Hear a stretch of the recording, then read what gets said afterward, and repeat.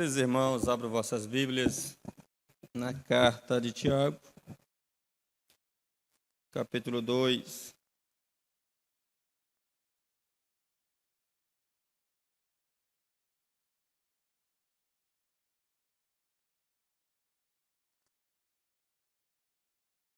Tiago, capítulo 2, versículo 1. Alguns versículos em seguida. Os irmãos, deixem suas Bíblias abertas.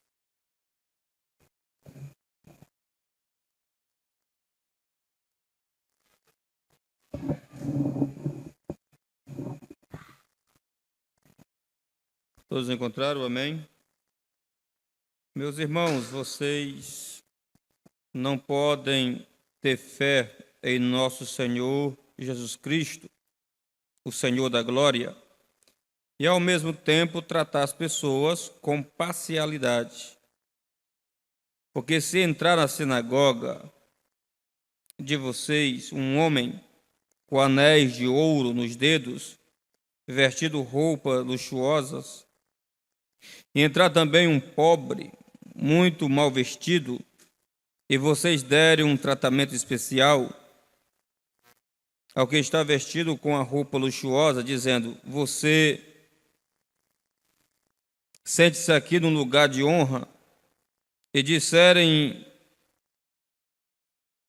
o pobre: você fica em pé, ou sente-se ali, abaixo do estrado dos meus pés. Amém. Meus queridos irmãos, eu quero tratar nessa noite, juntamente com a maravilhosa igreja, com a fé salvadora não há parcialidade. Com a fé salvadora não há parcialidade. Não há questão de pessoas especiais dentro de uma igreja, dentro de uma comunidade cristã.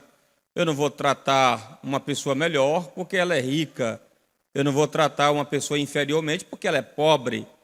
Então, essa é a ideia que a Bíblia, Tiago aqui vai querer nos trazer, para nós fazer um perfeito julgamento nessa questão, sem fazer acepção de pessoas com interesses pessoais. Então, isso é muito perigoso. E nós vamos trazer a exposição, nessa noite, do capítulo 2, do versículo 1 ao 13. E aqui nós falamos sobre a fé salvadora. E você deve se perguntar: a fé salva? Lógico que não. A fé não salva. Se eu disser que a fé salva, eu estou dizendo que a fé é o objeto de salvação. Quem salva é Cristo. A minha fé só tem efeito quando eu coloco ela na pessoa de Jesus. E nós vamos ver isso muito bem, que muitas pessoas têm fé. Tem fé em imagens de escultura, tem fé em outros deuses, tem fé em água ungida, tem fé em sal grosso. E isso não significa que por eles ter fé nessas coisas inferiores, inanimadas, não significa que eles vão ser salvos, porque estão colocando a sua fé no objeto errado. A minha fé, para me proporcionar salvação, eu tenho que colocar ela somente em Cristo. Quando você vai estudar a história da Reforma Protestante, e você vai ver alguns slogans, você vai ver somente as Escrituras, somente a graça de Deus, somente a glória de Deus, e você vai ver somente a fé em Cristo. É nesse quesito que os reformadores trabalharam para nós trazer essa visão sobre a realidade da salvação. Agora nós vamos ver aqui qual foi o meio que Tiago usou para entender a natureza da salvação, qual é a visão teológica de Tiago em sua carta com relação à salvação. Você vai ver no versículo 1: meus amados irmãos, vocês não podem ter fé no Senhor Jesus Cristo, o Senhor da glória, e ao mesmo tempo tratar as pessoas com particularidade. Agora você vai ler no versículo 14: meus irmãos, qual é o proveito de alguém disser que tem fé, mas não tiver obras? Será que essa fé pode salvá-los? Tiago faz essa interrogação. Então, qual seria a ideia de fé aqui na visão de Tiago? um grande teólogo bíblico chamado Hodges, ele vai dizer o seguinte, que Tiago estava vendo a fé aqui, a salvação, não na perspectiva da salvação da vida eterna, mas da salvação de um livramento de uma doença, livramento de uma enfermidade, uma salvação física, uma salvação para esta vida. E ele se baseia, lê aí sua Bíblia no capítulo 5 e versículo de número 15. Acompanhe comigo Tiago, capítulo 5 e o versículo 15. Olha o que diz aí o texto. E a oração da fé salvará o enfermo, e o Senhor o levantará.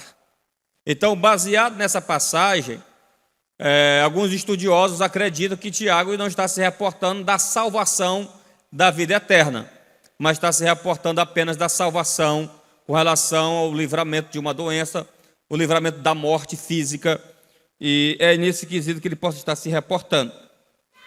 E nós temos outras passagens também do Novo Testamento, que você vai ver aqui que o verbo grego para salvação aqui está se tratando de uma salvação que também é aplicada em outras passagens do Novo Testamento com relação à salvação física. Abra aí sua Bíblia no Evangelho de Marcos, capítulo 3. Leia aí comigo, capítulo 3, versículo 4. Então lhe perguntou: é lícito no sábado fazer o bem ou fazer o mal? Salvar uma vida ou deixar morrer? O contexto aqui é que alguns judeus, eles estavam valorizando tanto as leis cerimoniais, os rituais, o guardar do sábado, que eles preferiam salvar um animal de dentro de uma cisterna, de dentro de um poço, do que um ser humano. Então Jesus, ele vai tratar aqui a salvação do livramento da morte física. E nós temos outras passagens bíblicas que alguns teólogos vão relacionar com algumas passagens do Antigo Testamento. E especialmente os livros de sabedoria. E você vai ver que os textos que vai ser relacionado, que nós falamos aqui na introdução deste livro e desta carta, nós tratamos sobre isso e nós explicamos que o livro de Tiago estava muito relacionado com os livros de sabedoria do Antigo Testamento. Nós vamos para Provérbios, capítulo 10 e versículo 17, que o texto de Tiago está relacionado também com essas passagens, que está voltado apenas para a vida aqui na terra e não para a vida eterna. Nós vamos ver aqui algumas passagens. É o capítulo 10 e o versículo 27. O temor do Senhor prolonga os dias da vida, mas o tempo dos ímpios será abreviado. Aqui já dá entendendo que quem tem temor a Deus aqui nessa terra vai ter longa vida aqui na terra, não se reporta à vida eterna. Nós vamos para o capítulo 11 de Provérbios, versículo 19, o verso 19. O homem bondoso faz bem a si mesmo, mas o cruel fere a si mesmo. Fere a si mesmo. Olha o 19. Tão certo como a justiça conduz para a vida, quem segue o mal caminha para a morte. Mais uma vez se reportando a morte física. Nós vamos para o capítulo 12, versículo 28. Na vereda da justiça está a vida aqui, e neste caminho não há morte. Mais uma vez se reportando a esse trecho. 19, versículo 16. Quem guarda o mandamento, guarda a sua alma, mas o que despreza os seus caminhos, esse morrerá. A alma aqui nesse sentido está se reportando à pessoa, a ser humano, não a alma, a questão, a parte metafísica, invisível. Entenderam? Então, esses teólogos bíblicos, eles vão querer relacionar que a carta de Tiago, ao tratar sobre salvação, está apenas se voltando para a parte da salvação, do livramento da morte física, como está lá no capítulo 5 e versículo 15 da própria carta de Tiago, que nós lemos. Só que eles se enganam, porque o próprio contexto da carta de Tiago, o seu todo, vai nos mostrar algumas passagens bíblicas que não está se reportando, Tiago não está falando de uma salvação voltado aqui para essa parte física, para esta vida, mas ele está falando da vida eterna, para morar nos céus de glória. E nós vamos ver isso muito bem quando você lê aí o capítulo 1 e versículo 21 da carta de Tiago. Acompanha aí comigo, para que você medita. Capítulo 1 e o versículo 21. Olha o que diz aí a passagem. Portanto, deixando toda a impureza e acúmulo de maldade, acolham com mansidão a palavra implantada em vocês, o qual é poderosa para salvá-los. Aí você vai ver, você lê alguns versículos um pouco mais acima, no versículo 12, e você vai ver que o contexto está se reportando não à salvação de uma vida física, mas à salvação da vida eterna. Olha o que diz o versículo 12 do capítulo 1. Bem-aventurado é aquele que suporta com perseverança a provação, porque depois de ter sido aprovado, receberá a coroa da vida. A coroa da vida, em muitas passagens do Novo Testamento, está se voltado para a vinda do Senhor, que Ele vai nos dar a vida eterna. Se lembra de Paulo? Eu combati o bom combate, encerrei a carreira, guardei a minha fé, mas eu tenho uma coroa que vai ser entregue pelo meu justo juiz, ou seja, que seria o próprio Cristo. E essa coroa não é só para mim, mas é para todos quanto amam a volta de Cristo Jesus. Então, Tiago, ele não está tratando aqui da salvação no aspecto físico, mas ele está tratando da salvação no aspecto espiritual e a vida eterna. Nós vamos ver algumas passagens também, que esse verbo, sazon, também traz um substantivo ao lado dele, chamado psique, a alma. E o próprio versículo 21, quando você vai para o texto grego, lá traz a palavra alma, que seria psikás, que seria a alma, a salvação da alma. E muitas passagens também do Novo Testamento, quando vai se reportar sobre a salvação da vida e da vida eterna, ele também, a alma também está envolvida nisso. Abra aí sua Bíblia no Evangelho de João, capítulo 12. Capítulo 12. Nós estamos dando aqui essa pequena introdução, para depois nós venhamos tratar do que realmente Tiago queria nos passar nos seus versículos do capítulo 2. Capítulo 12, versículo 25. Quem ama a sua vida, a vida aí não seria a zoe, a vida aí seria psique, está no texto grego, tá bom? Quem ama a sua vida, perde-a, mas aquele que odeia a sua vida neste mundo, irá preservá-la para a vida eterna. O que é que Jesus está dizendo? Ele está dizendo o seguinte, vamos supor que entre alguém aqui, vamos supor como os muçulmanos, como atacam ali a África e algumas partes do mundo, e quando eles entram dentro da comunidade cristã, ele manda você negar a fé. E se você negar a fé em Cristo, por amor a este mundo, para salvar sua vida, para viver neste mundo, Jesus diz que você vai perder ela eternamente. Agora, se um muçulmano entrar aqui e ele exigir, aqueles muçulmanos radicais, que eles ameaçam pela força, pelo poder, e dizer, nega esse teu Cristo, aí se você não negar a Cristo, você não amou sua vida por este mundo. Você amou sua vida acima, ou colocou Cristo acima da sua própria vida. Aí entra aquela passagem que Jesus diz, aquele que vem após mim, tome sua cruz e siga-me. A cruz ali está se reportando também de martírio.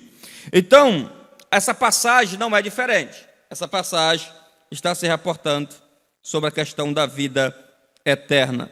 Vamos para Marcos, capítulo 8, e o versículo 35.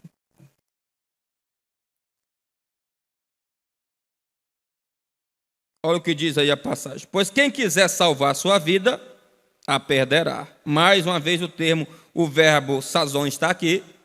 E também o substantivo alma, também vida, está aqui. E quem perder a vida por minha causa e por causa do evangelho, esse a salvará. Aí ele diz, de que adianta uma pessoa ganhar o mundo inteiro e perder a sua alma, que ele está se reportando aí à vida eterna. Então, Tiago, baseado nesses textos, nós entendemos que Tiago, quando está tratando da fé salvadora, ele não está se reportando apenas sobre a questão da fé, da salvação física, do livramento de uma doença, mas ele está se voltando mais para a questão da salvação da sua alma, do livramento do juízo eterno e nos proporcionar a glória eterna com Deus. Então, nós vamos ver aqui no versículo 1, no versículo 1 do capítulo 2, a incompatibilidade da fé salvadora com a parcialidade. É impossível eu dizer e confessar que eu tenho uma fé em Cristo, eu digo que eu amo a Jesus, eu obedeço a Cristo, ou eu pelo menos falo de boca que eu sirvo esse Cristo, mas não adianta se eu não demonstrar com a minha prática, com a minha atitude. Então, alguns crentes, Tiago, ele nos adverte de uma maneira muito forte. E essa advertência é o seguinte, meus irmãos, vocês que disseram que confessaram a Cristo, e você diz que é um cristão, então você não pode fazer preferência das pessoas dentro da igreja. É isso que ele está dizendo.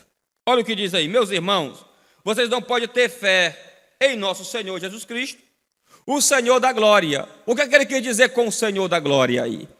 Ele está querendo dizer o seguinte, esse Jesus que morreu, ele ressuscitou, ele está exaltado, assentado no trono. Você que confessa esse Jesus, você que tem fé neste Jesus, você que adora esse Jesus, você também tem que entender uma coisa, porque ele entregou sua vida por nós, ele ressuscitou por nós, ele simplesmente foi exaltado por nós, tudo isso ele fez por amor a nós, ele não fez acepção de pessoa, ele não fez preferência de ninguém. Se cumpre aquilo que Pedro disse lá em Atos, disse para Cornélio, que quando ele viu que o Espírito Santo caiu sobre a casa de Cornélio dos gentios, ele disse que Deus não faz acepção de pessoas. Pois aqui não é diferente. Se você que confessa a Cristo, logo você tem que imitá-lo, logo você tem que praticar a sua vida, o seu caráter. Se ele não faz parcialidade, ele não faz diferença entre rico e pobre, entre feio ou bonito, ele não faz diferença entre classes sociais, pois assim nós também não devemos fazer diferença entre os nossos irmãos. Por quê? Porque nós confessamos um Cristo que ele é justo e ele é perfeito para a glória do seu nome. Então é nesse propósito que Tiago nos adverte, para que nós viemos sempre estar atento sobre a verdadeira religião. Por quê? Porque o próprio versículo que nós estudamos, até no estudo passado, você vai ver aí no capítulo 1 e o versículo 27 da carta de Tiago, olha o que é que a religião vai nos reportar. A religião pura e sem mácula para com o nosso Deus e Pai é este: visitar os órfãos e as viúvas, não desprezar, não humilhar, mas sim ajudá-los para a glória de Deus. Depois você vai ver no capítulo 2 e o versículo 2. O que era que estava acontecendo? Tiago, não é que possivelmente isso estava acontecendo lá nessa comunidade cristã. Olha o versículo 2. Tiago aqui possivelmente ele vai dar uma ilustração. Ele vai dar aqui um exemplo do que poderia acontecer dentro de uma igreja. Olha o que ele vai dizer. Porque se entrar na sinagoga de vocês um homem com anéis de ouro nos dedos, vestido com roupa luxuosa, e entrar também um pobre muito mal vestido, e vocês derem tratamento especial, o que está vestido com roupas luxuosas, dizendo: você sente-se aqui no lugar de honra. Aí você pega o pobre, sai do lugar, dá lugar aí para o rico. O que seriam esses homens que usam anéis no dedo e roupas luxuosas?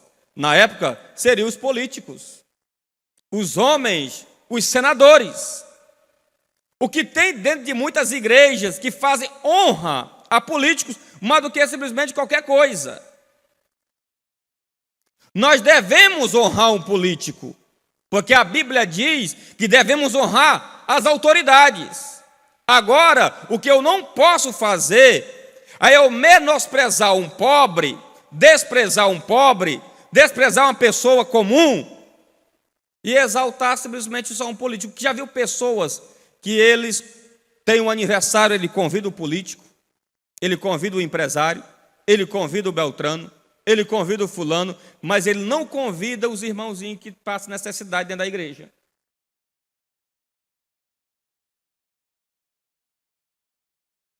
É isso que Tiago está dizendo. Se você professa a fé em Cristo, não se comporte dessa maneira. É isso que Tiago está dizendo. Porque Jesus nunca se comportou assim. Jesus entrava na casa de um fariseu, mas também Jesus entrava na casa de um publicano, pecador. Jesus entrava na casa de ricos e de pobres. Jesus não fazia diferença.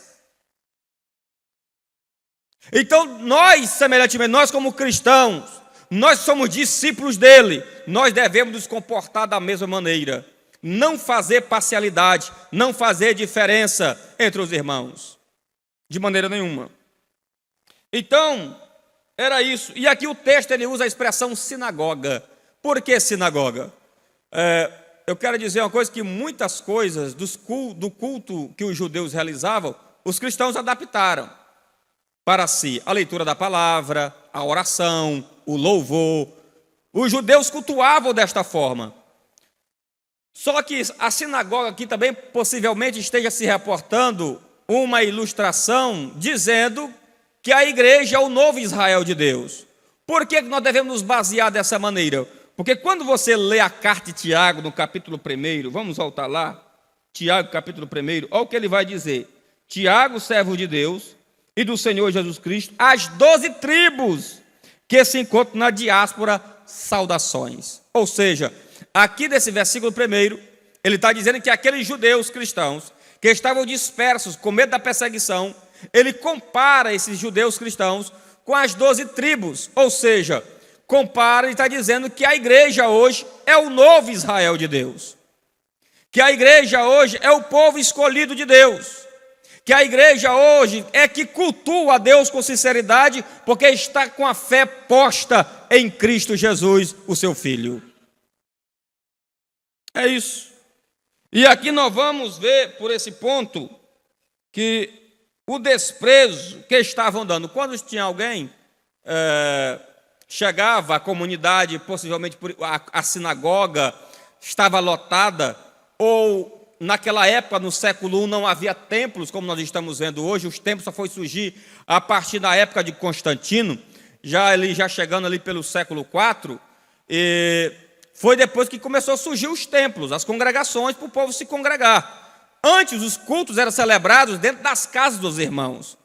Possivelmente, quando tivesse um culto na casa de um irmão, se chegasse lá um político, chegasse uma pessoa importante, aí tinha um pobre.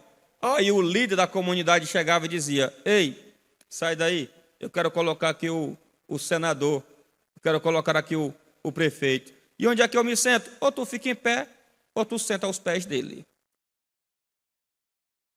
Era isso que poderia estar acontecendo dentro da igreja. Aí Tiago está dizendo: você que professa fé em Cristo, não faça isso. Porque é uma questão de humilhação e um desprezo muito grande. Um desprezo muito grande. Uma certa vez eu tive essa experiência. Tinha uns vocais convidados para uma festa, aí nós colocamos assim um papel dizendo que para os visitantes, ou uma bancada especial. Aí eu cheguei, eu disse assim, ei, diz ali para aquela irmã sentar naquele outro banco ali, e a irmã não era crente, a pessoa não era evangélica. Coloca ali porque ali vai ficar os vocais. A pessoa se levantou zangada e foi embora. E eu nunca mais eu faço isso. Por quê? Porque aquela alma poderia ouvir a palavra e poderia se converter. E eu, por causa de uma questão de organização, com medo de quebrar o protocolo, eu perdi a oportunidade de pregar a palavra para aquela pessoa e aquela pessoa aceitar Jesus como Salvador. Então devemos ter bastante cuidado com o nosso comportamento. Eu quero dizer que a cerimônia nunca está acima do bem-estar das pessoas, principalmente espiritualmente. Tenha bastante cuidado com a questão das cerimônias exageradas. E isso é muito preocupante. É igual chegar, você coloca aqui é para os líderes políticos, aqui é para os vereadores. Tiver uma pessoa ali, você faz esse tipo de acepção, colocando um papel ali, você já está mostrando para a igreja uma parcialidade, um tratamento especial. É isso que Tiago adverte. Que quando um político entrar ali, ele tem que entrar como qualquer outra pessoa comum. Passou daquela porta para cá, meu, que diante dos olhos de Deus, todo mundo é ser humano e necessita da salvação e necessita do amor dele para com a sua vida. Aqui não tem nada de ninguém de especial. Eu estou acima de vocês em função, em pessoa não. Eu, em função, estou acima de vocês porque eu sou pastor. Mas em pessoa, eu estou do mesmo nível de vocês.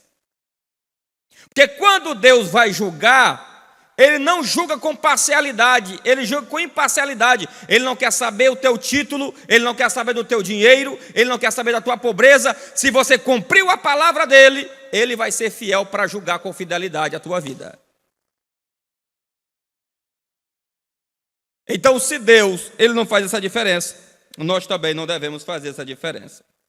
E aqui o texto vai dizer, Tiago, no versículo 5, ele vai dizer o seguinte: escutem, meus amados irmãos, por acaso Deus não escolheu os que para o mundo são pobres, para serem ricos em fé e herdeiros do reino, Ele prometeu aos que amam? O liberalismo teológico, que começou a surgir a partir do século XVIII, através do iluminismo, eles começaram a colocar Tiago contra Paulo. E dizendo, Paulo está se contradizendo com Tiago e Tiago está contradizendo com Paulo. Ou seja, Tiago escreveu esta carta para refutar Paulo. E devido a isso, eles se esquecem que também Tiago e Paulo eles estão muito bem relacionados. Eu quero que você leia, vamos ler o versículo 5 de novo para que você entenda.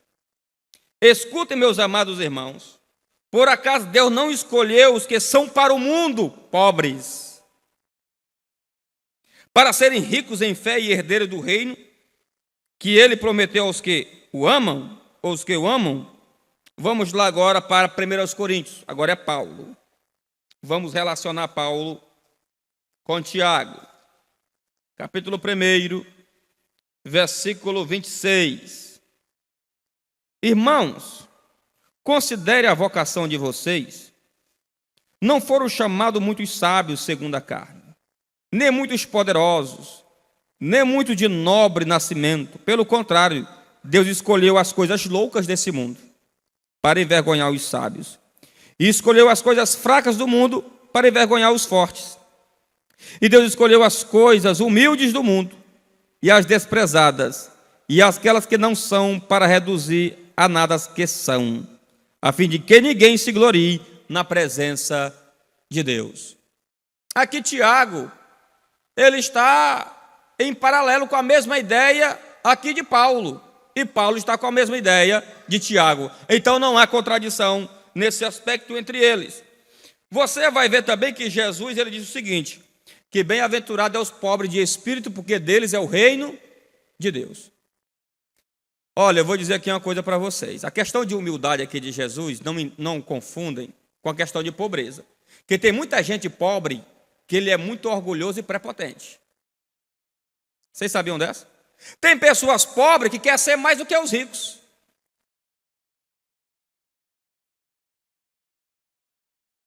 São exaltadas, orgulhosas. Então não confunda essa ideia de Cristo, de humildade com relação à pobreza. Essa pobreza de espírito é que você está necessitando de Deus para a sua vida.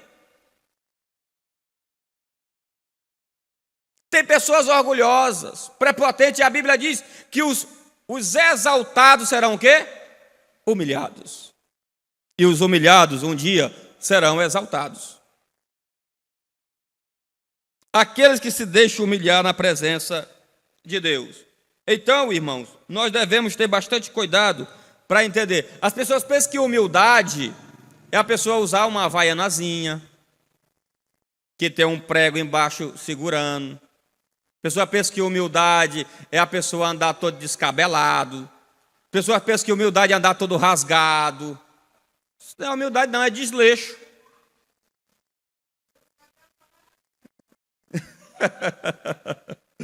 Olha, tem casas, se você vai em determinados povoados interiores, tem casa que você chega, que a casa é feita de taipa, e você vai ver a limpeza, a organização, você vai beber no copo, dá prazer, porque o copo, você se enxerga nele no copo de alumínio. Mas tem outros não, tem gente, meu irmão, que quer ser tanto, mas você chega na casa dele, é uma bagunça. Ele anda todo rasgado. Daí não é humildade, não, é desleixo. É possível ser pobre e é possível andar bem organizado. Vai depender do seu alcance. Tem pessoas que é tão desleixado que ele tem a casa dele, aí ele deixa o mato crescer. Ali é desleixo e preguiça. Se ele zelasse, capinasse, deixasse tudo organizado. Então, tudo é uma questão que nós devemos entender. Não entenda humildade nesse aspecto, porque humildade é você ter o seu próximo como superior a si mesmo. Tende em vós o mesmo sentimento que houve em Cristo. E qual foi o sentimento que houve em Cristo? Ele, sendo Deus, não teve por usurpação ser igual a Deus. Ele se humilhou a si mesmo, foi obediente até a morte e morte de cruz. Ele está dizendo, pois nunca se tenha superior ao teu próximo, sempre tem o seu próximo superior a si mesmo, a você mesmo. Irmão, porque se todo mundo andasse por essa filosofia e teologia de Paulo, não havia dissensões dentro da igreja. Não havia confusão dentro da igreja. Não tinha pregador para dizer que prega melhor do que o outro. Não tinha cantor para dizer que canta melhor do que o outro. Por quê? Porque ele sempre vai ter o seu próximo como melhor. Ei, rapaz, Deus te usa, Deus te abençoe. Eita, para que Deus te prospere. Aí tem irmão que a gente está pregando, aí fica fazendo a oração de macumbeiro para Deus não usar. Torcendo contra. Quando a igreja dá glória, diz, eita, eu vou desaparecer, o cabra aí agora vai aparecer no meu lugar. A pessoa exaltada, orgulhosa, prepotente. E quando Deus se lembra de orgulho, ele se lembra de Lúcifer. Que Lúcifer queria ser semelhante a ele, ou ser até maior do que ele, queria tomar o posto dele. Então devemos ter bastante cuidado nesse quesito. Outra coisa que ele vai dizer é que que os pobres, eles são ricos em fé. Em fé em quem? Em Cristo. E por que nós somos ricos em fé? É porque nós vamos nos tornar herdeiros. Herdeiros de quê? Do reino de Deus. O reino de Deus é que vai simplesmente nos tornar ricos. Importantes. Então, se todo mundo aqui confessa a Cristo, logo se torna herdeiro do reino. Então aqui para Deus não tem nem rico e nem pobre, na questão da classe social, como nós olhamos no aspecto humano. Para Deus não olhamos isso. Se nós confessamos a Ele, logo somos herdeiros do seu reino, logo todos estão no mesmo nível para a glória do seu nome. Esse é o grande objetivo que Tiago. E o reino de Deus, ele se divide em 2 tempos, em 2 fases: reino presente e reino futuro. E pastor, e o que seria o reino presente? O reino presente, ele é invisível. Deus conseguiu ele através da cruz do Calvário. Esse reino é Cristo reinando em teu coração. Ele é o reino presente, ele reina em você hoje. Só que ele reina dentro de você. É o que Paulo disse: não sou eu que mais vivo, mas é Cristo que vive em mim. É Cristo que vive em mim. Então, Paulo também vai dizer aos Coríntios que nós não vivemos para nós mesmos, nós vivemos por aquele que ressuscitou por nós. Esse daqui é o reino presente. E só quem vai participar do reino futuro, que é o reino que Tiago está se reportando aqui, o reino que Tiago está tratando aqui, que nós seremos herdeiros deste reino, é o reino futuro. É que quando a trombeta tocar, Jesus vai vir, vai tomar sua igreja, 7 anos nós vamos passar na glória, depois nós vamos retornar com Cristo, ele vai pousar no Monte das Oliveiras, lá ele vai se assentar no trono, e ali nós vamos reinar juntamente com ele. Esse é o reino futuro. O reino futuro é visível, todo mundo vai ver. Quando Jesus vier, a Bíblia diz, e todo olho o verá. Essa daqui vai ser a segunda vinda dele, ele vai vir com a igreja. Ele vai vir com a igreja. Então é nesse aspecto que ele está se reportando. Então esse reino presente, ele reinando em mim hoje, é a ponte para eu reinar com ele no futuro. Eu só posso reinar com ele no futuro, eu só posso ser herdeiro desse reino futuro, se primeiro eu confessar a Cristo como Salvador e o meu Senhor da minha vida. Se não for assim, seria impossível. A fé, ela também trata uma coisa muito importante. A fé que salva, ela observa a lei. Ela observa a lei. E que lei é essa? Leia aí comigo, no capítulo 2 e o versículo 18. Capítulo 2, versículo 8, melhor dizendo. Olha o que diz aí. Se você de fato observa a lei do reino, conforme na Escritura, que lei é essa? Ame o teu próximo como a ti mesmo. Essa daqui é a lei real, que faz parte do reino. Esta lei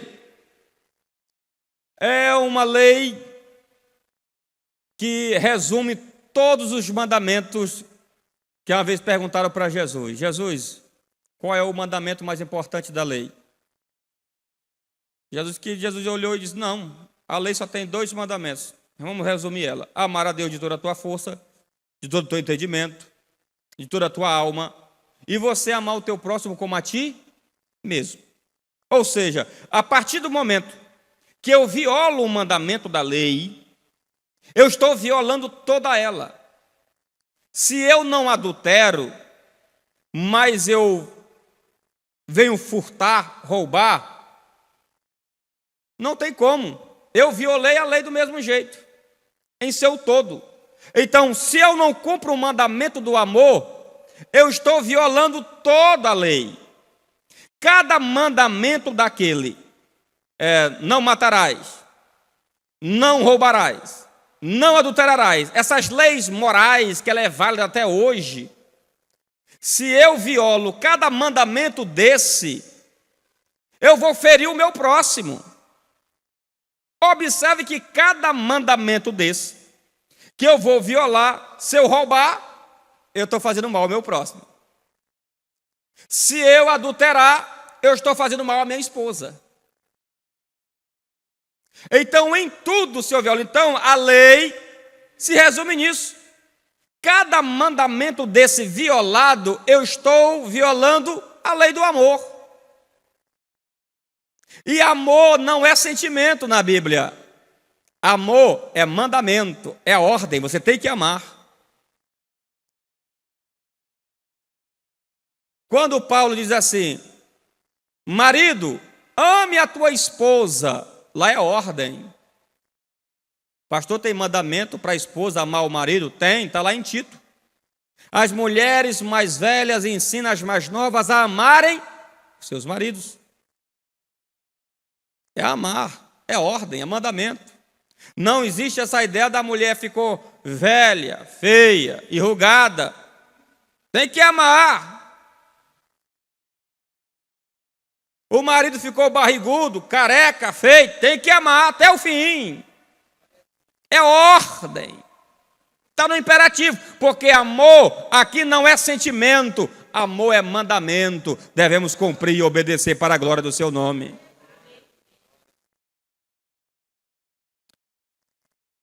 Então, o que era que estava na mente de Tiago? Estava Levítico capítulo 19 e o versículo 18. Olha o que estava na mente dele. Vamos lá para Levítico. Levítico capítulo 19, versículo 18. Vamos ler 19. Vamos ler o 19.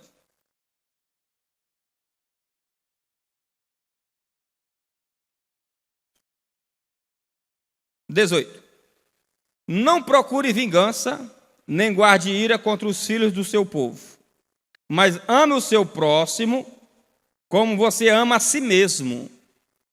O contexto aqui é parcialidade também. Preferência de julgamento, preferência de pessoas.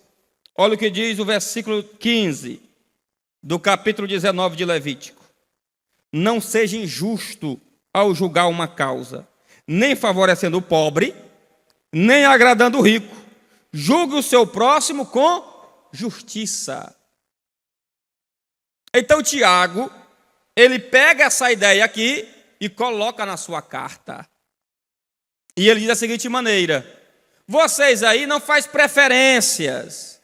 Quando vocês forem julgar alguém, porque tem gente que diz assim, a pessoa ela é rica, aí ela tem um dízimo alto, ela acha por ter o dízimo alto na igreja, ela acha dizendo o seguinte, ela não merece disciplina.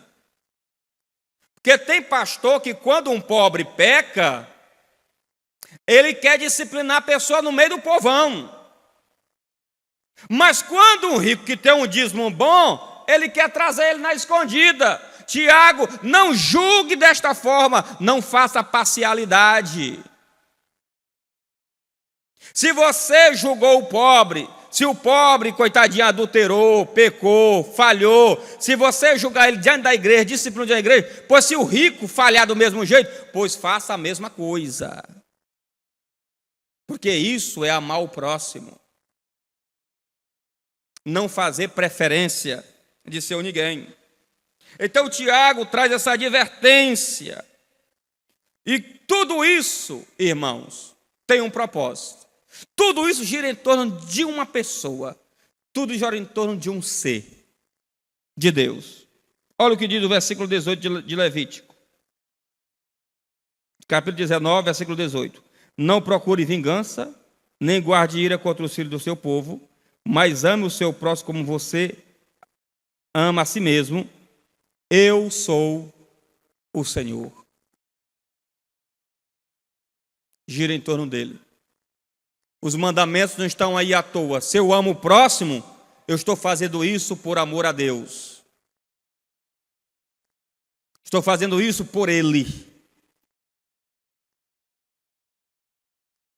José não pecou lá contra a esposa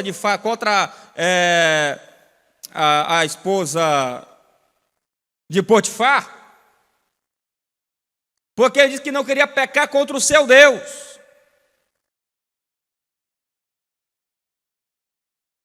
Tem muitas pessoas que dizem assim, eu não vou pecar porque, eita, rapaz, se o pastor aqui me pegar, eita, se me ver, eita, rapaz, se o meu regente me ver. As pessoas se preocupam com isso. Você esquece que teu Deus é onipresente. O que é onipresença? Ele está em todo lugar. O que ele está querendo dizer? Ele é a tua testemunha onde você está. O que você está fazendo lá, ele está te contemplando. E ele é onisciente, nem teus pensamentos escapam. Ele é testemunha em teus pensamentos. Então, em tudo eu tenho que procurar obedecer a sua palavra. Por isso que Tiago vai dizer, não adianta só ouvir, tem que praticar as Escrituras. Tem que praticar as Escrituras. Porque eu praticando as Escrituras, eu estou fazendo tudo isso por amor a Deus e também por amor ao próximo. Então, meus irmãos, para nós finalizarmos, nós vamos ler o versículo 12 e 13 do capítulo 2 de Tiago. Assim falem e vivem como as pessoas que serão julgadas pela lei da liberdade. Porque o juízo é sem misericórdia sobre quem não usou de misericórdia. A misericórdia triunfa sobre o juízo. Assim falem e vivem com as pessoas que serão julgadas. Falem e vivem. Aí o tempo grego está no presente do indicativo. Ou seja, eu tenho que falar e viver constantemente. Tem pessoa que ele é crente só hoje, mas amanhã ele já não é. Hoje ele ama, amanhã ele não ama. Hoje ele está de um jeito, amanhã ele está de outro jeito. Só que os verbos aqui estão no presente do indicativo. O que é presente do indicativo? Está mostrando sempre uma ação constante, uma ação em andamento. Todos os dias eu tenho que professar a fé e eu tenho que viver esta fé. Todos os dias, todos os momentos, todas as horas, eu tenho que professar essa fé e vivê-la, praticá-la.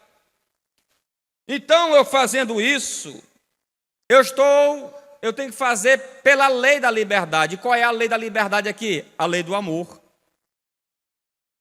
A lei do amor.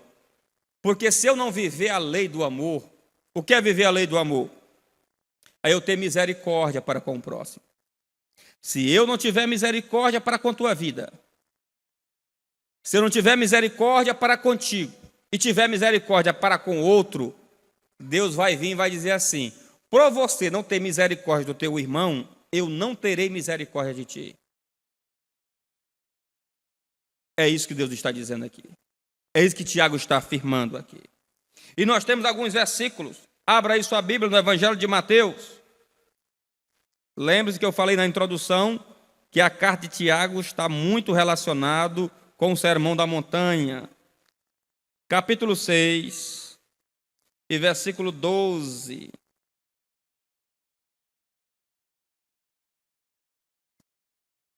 A oração dominical, ou a oração modelo, ou a oração do Pai Nosso, como todos conhecem. Olha o que diz aí. Perdoa-nos as nossas dívidas, assim como nós também perdoamos os nossos devedores. Nós queremos perdão, mas não queremos perdoar. Antes de eu pedir perdão, primeiro eu tenho que perdoar. É igual o exemplo, nós vamos ler aí mais alguns versículos. Olha o 14. Porque se perdoarem aos outros as ofensas deles, também o Pai de vocês que está no céu perdoará de vocês. Olha o versículo seguinte, versículo 15. Se, porém, não perdoarem aos outros as ofensas deles, também o Pai de vocês não perdoará a ofensa de vocês. Nós vamos para o capítulo 18, 32 ao 35. O que aqui está se reportando? É que teve um coitadinho de um homem, Jesus tratando sobre uma parábola. E este homem chegou ao rei, ao seu senhor, a um rei, e disse, Senhor, a minha dívida é impagável. Eu nunca vou lhe pagar. É impossível. Perdoa a minha dívida. O senhor, que é o rei, foi lá e perdoou a dívida do homem. Uma dívida impagável. E o homem retorna para sua casa. Quando o homem vai retornando, esse homem tinha um escravo. E esse escravo devia muito ele. E o escravo vai e diz assim, ei, perdoa a minha dívida. E a dívida do escravo era menor do que a desse homem muito. Só que o escravo não tinha condição de pagá-lo. E mesmo assim ele mandou jogar o homem, castigá-lo. O que foi que o Senhor fez? Descobriu e pegou e levou e também colocou em prisão. O que seria essa dívida impagável? Era a minha e a sua. Nós nunca poderíamos pagar a dívida que nós estávamos devendo para Deus.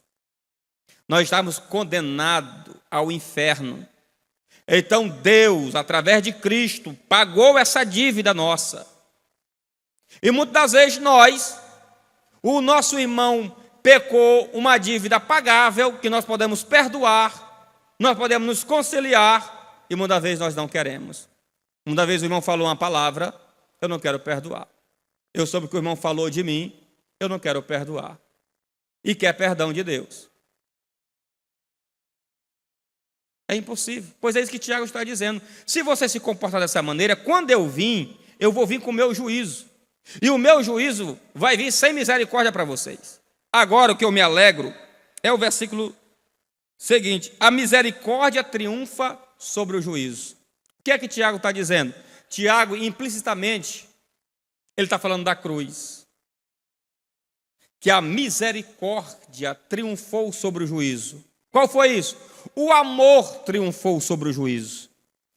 Deus, o que ele tinha vontade de fazer com nós, era matar nós, destruir nós, nos mandar para o inferno. Mas só que o amor e a misericórdia triunfou esse juízo, triunfou essa condenação. Quando? Quando seu filho foi para o Calvário e disse: Tetelestai, a dívida foi paga, tudo está consumado. Você não deve mais ninguém. Você não deve mais nada para Deus. Por quê? Porque Cristo pagou a tua dívida. Aqui o amor triunfou o juízo. Aqui a misericórdia triunfou o juízo de Deus sobre nossas vidas. Então, da mesma maneira que nós possamos sempre, que a misericórdia para com o nosso irmão sempre venha triunfar. E não venhamos sempre julgar as pessoas com parcialidade, mas venhamos amar uns aos outros para a glória de Deus. Amém, meus irmãos?